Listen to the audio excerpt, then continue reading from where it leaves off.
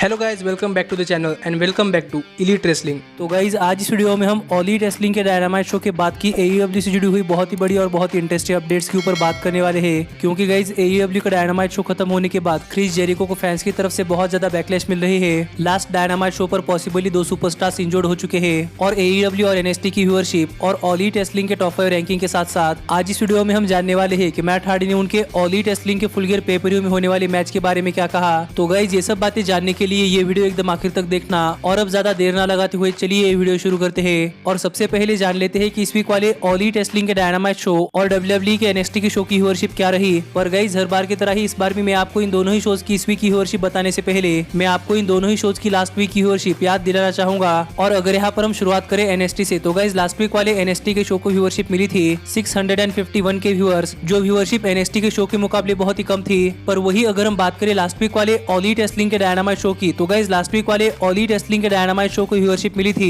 826 के व्यूअर्स, जो कि उनके लास्ट वीक वाले डायनामाइट शो के मुकाबले बहुत ही कम थी। क्योंकि गाइस लास्ट वीक वाला डायनामाइट शो एलीट रेसलिंग का एक 1 year anniversary special dynamite show था। पर अगर यहाँ पर हम बात करें इन दोनों ही शोज की इस वीक की व्यूअरशिप की तो गाइस इस वीक इन दोनों ही शोज की व्यूअरशिप बहुत ही कम हो चुकी है। और अगर यहाँ पर हम शुरुआत करें NXT से तो गाइस NXT की इस वीक की व्यूअरशिप उनके लास्ट वीक की व्यूअरशिप के मुकाबले 1% कम हो चुकी है। और इस वीक जो NXT को व्यूअरशिप मिली है वो है 644 के व्यूअर्स, जो कि उनके शो के मुकाबले बहुत ही कम है। क्योंकि गाइस इस वीक का NXT का शो एक बहुत ही बेहतरीन शो था। पर वही अगर हम बात करें इस वीक वाले एलीट रेसलिंग के डायनामाइट शो की व्यूअरशिप की तो गाइस इस वीक वाले एलीट रेसलिंग के डायनामाइट शो की व्यूअरशिप उनके लास्ट वीक वाले डायनामाइट शो के मुकाबले करीब 9% नीचे आ चुकी है। और इस वीक जो AEW को व्यूअरशिप मिली है वो है 753 के व्यूअर्स, जो कि AEW को उनकी व्यूअरशिप में काफी तगड़ा लॉस है। और देखा जाए तो लास्ट वीक वाले AEW के एनिवर्सरी स्पेशल डायनामाइट शो के मुकाबले इस वीक वाले शो की व्यूअरशिप तो कम आनी ही थी। पर मुझे लगता है कि AEW को अपनी व्यूअरशिप मेंटेन रखनी चाहिए। पर फिर भी अगर इस डेमोग्राफिक से हम देखें तो गाइस इस वीक वाले एलीट रेसलिंग और NXT के व्यूअरशिप बैटल में AEW ने फिर एक बार NXT को हरा दिया है।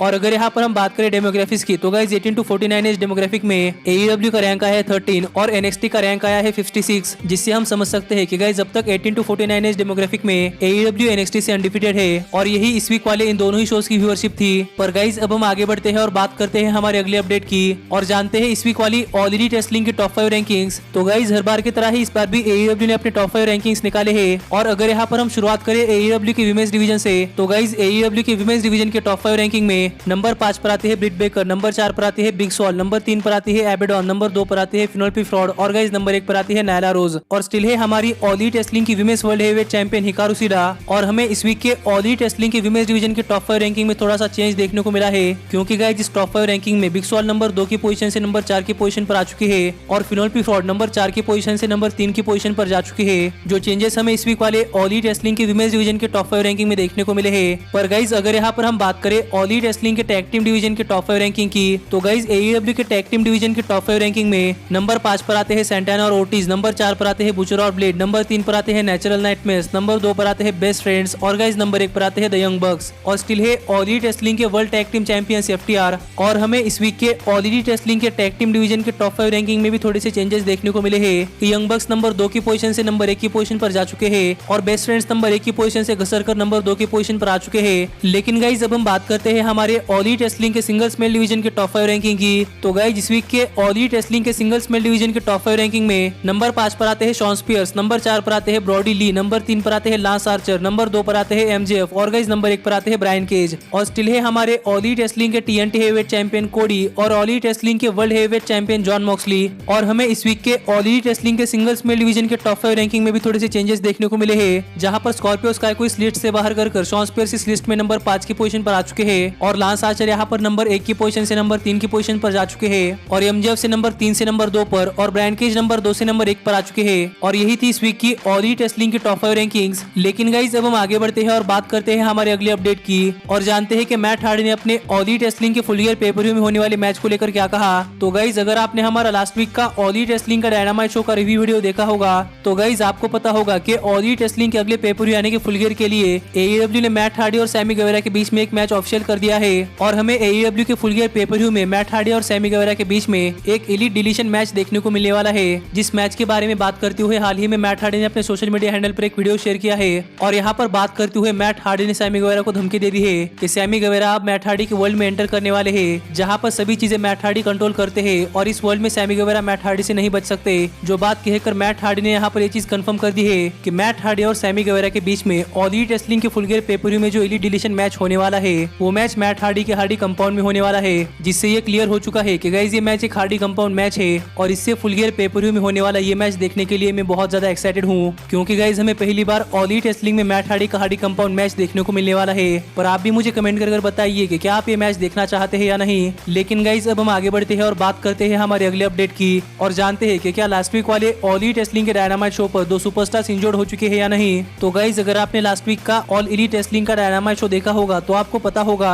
कि हमें लास्ट वीक वाले डायनामाइट शो पर बहुत ही बढ़िया मैचेस देखने को मिले थे और उन मैचेस में इतने बढ़िया मूव्स थे जो कि हम सोच भी नहीं सकते। पर गाइस लास्ट वीक वाले डायनामाइट शो पर इतने बढ़िया मैचेस के बाद AEW के बैक स्टेज से ये रिपोर्ट सामने आ रही है कि गाइस लास्ट वीक वाले डायनामाइट शो पर पॉसिबली 2 सुपरस्टार्स इंजर्ड हो चुके हैं, जिनमें से एक सुपरस्टार ऑल एलीट रेसलिंग के वर्ल्ड हेवीवेट चैंपियनशिप के नंबर 1 कंटेंडर टूर्नामेंट के फर्स्ट राउंड मैच में पार्टिसिपेट कर रहा था और दूसरा सुपरस्टार AEW के टैग टीम चैंपियनशिप्स के नंबर 1 कंटेंडर मैच में पार्टिसिपेट कर रहा था। और ये 2 सुपरस्टार कोई और नहीं बल्कि रे फिनिक्स और डार्क ऑर्डर के मेंबर एलेक्स रेनल्ड्स है, क्योंकि गाइस जब ऑल एलीट रेसलिंग के टैग टीम चैंपियनशिप्स के लिए नंबर 1 कंटेंडर टूर्नामेंट मैच चल रहा था तब उस मैच में एक टाइम के लिए प्राइवेट पार्टी ने एलेक्स रेनल्ड्स के ऊपर अपनी डबल टीम मुंह लगाई थी, जिस मुंह में प्राइवेट पार्टी के member Isiah Kassidy Alex Reynolds की मुंह के ऊपर बहुत ही ऑकवर्डली लैंड हो चुके थे, जिसके बाद एलेक्स रेनल्ड्स इस मैच में टोटली नॉकआउट हो चुके थे और इस मैच के बीच ही डॉक्टर्स की टीम एलेक्स रेनल्ड्स को चेक करने के लिए पहुंची थी। पर यहाँ पर ये बताया जा रहा है कि गाइस एलेक्स रेनल्ड्स उस मैच में नॉकआउट हो चुके थे, पर वो मैच खत्म होते ही एलेक्स रेनल्ड्स अपने होश में आ चुके थे और अब एलेक्स रेनल्ड्स की हालत एकदम ठीक है। पर जहाँ तक बात है रे फिनिक्स की, तो गाइस इस वीक वाले अपने डायनामाइट शो के मैच में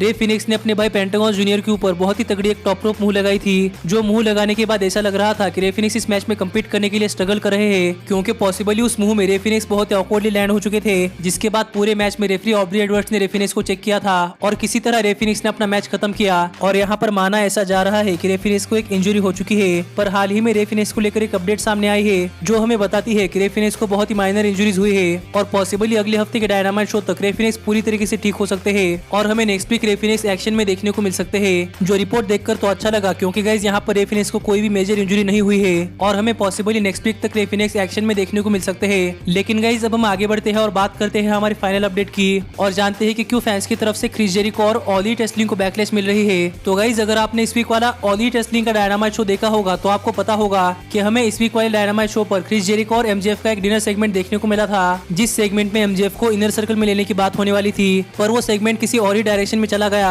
और हमें उस सेगमेंट में गाना और नाचना देखने को मिला, जिस चीज से काफी सारे फैंस तो खुश है कि गाइस हमें ऑल एलीट रेसलिंग के डायनामाइट शो पर बहुत यूनिक चीज देखने को मिली है। पर इस चीज से बहुत सारे फैंस नाराज भी हो चुके हैं, क्योंकि उन्हें यहाँ पर ऐसा लग रहा था कि MJF को इनर सर्कल में लाने के लिए यहाँ पर ये एक सीरियस सेगमेंट होने वाला है, पर इस सेगमेंट में नाचना और गाना देखकर काफी सारे फैंस नाराज हो चुके हैं और इन फैंस की तरफ से AEW और क्रिस जेरिको को बहुत ज्यादा बैकलैश मिल रही है कि AEW और क्रिस जेरिको ने एक सीरियस सेगमेंट को एक कॉमेडी सेगमेंट में बदल दिया, जो चीज तो मुझे बहुत गलत लगती है, क्योंकि गाइस हम हर बार सीरियसली रेसलिंग देखते हैं लेकिन हमें कहीं कभार ही रेसलिंग में हंसने वाली चीजें देखने को मिलती है। तो मुझे लगता है कि फैंस को ऐसी चीजों को अप्रिशिएट करना चाहिए, ना कि ऐसी चीजों से गुस्सा होना चाहिए, क्योंकि आखिरकार ये सब चीजें एंटरटेनमेंट के लिए होने वाली है। पर इस सेगमेंट से हाल फिलहाल में ऑल एलीट रेसलिंग और क्रिस जेरिको को बहुत ज्यादा बैकलैश मिल रही है, जिसके बारे में आप क्या सोचते हैं ये आप मुझे कमेंट कर बताइए। लेकिन गाइस मिलता हूँ आपसे अगली वीडियो में, पर तब तक stay healthy, stay happy and keep watching elite wrestling. Hey, did you like that video? Click the screen for more. And where do you think you're going? Check out our official merchandise page and to support the entire cast. And thanks so much for being the elite. The elite, the elite. What, Nick, you're not going to sing it all with me this time?